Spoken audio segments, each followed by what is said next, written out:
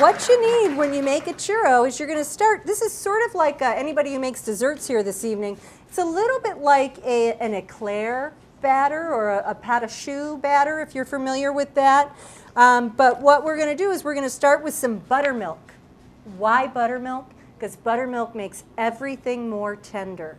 We're also going to use some unsalted butter, not really because I'm watching my salt intake, but because unsalted butter is a fresher product. Salt is a preservative, so when you're selecting unsalted butter, your grocer is keeping it on the shelf a shorter time, so you're getting a nice fresh product.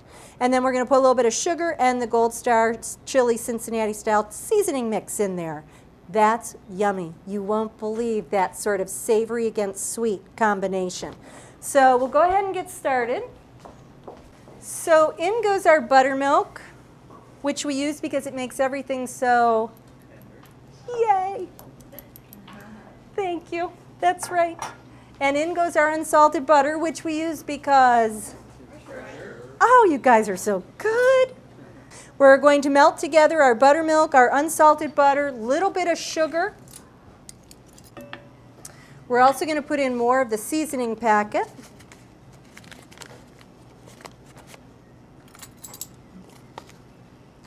Just a teaspoon is going to give a really nice, subtle hint of flavor.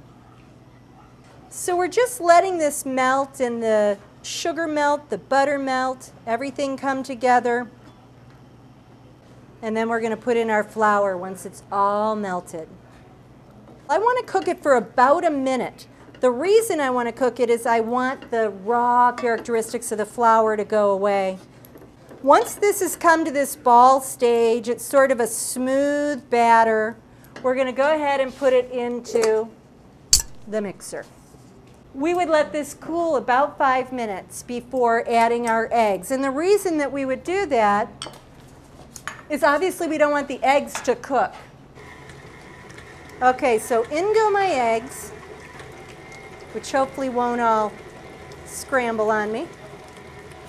So what we're going to do is transfer the churro batter into a pastry bag. You can find these pastry bags at just about any grocery store. They're disposable, they're plastic, you throw them away. You do need to get a tip, however, and in this case we're going to be using the large star tip.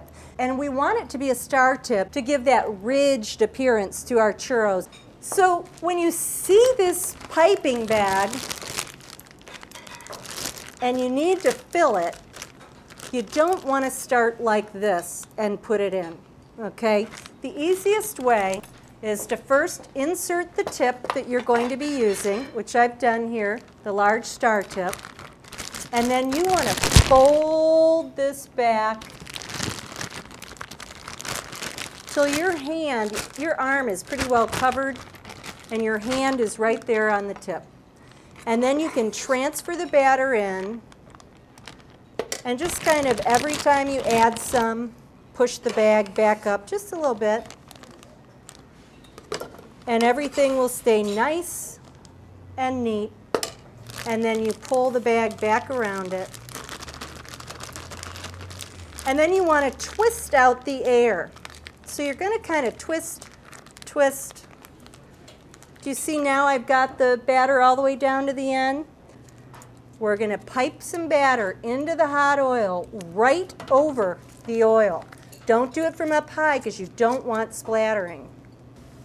As they are, they'd be really kind of nice to serve with a bowl of chili as a not sweet ingredient, just as a really nice, almost like instead of a cornbread or something.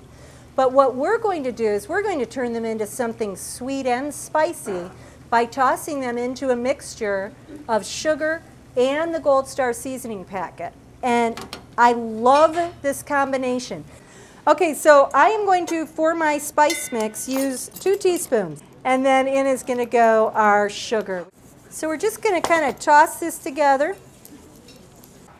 Some of my churros that are still nice and warm, just going to toss them in. The spice, now here's where you're going to see the reason we use the star tip. Ooh, it gets caught in those ridges. Can you see that? Gorgeous.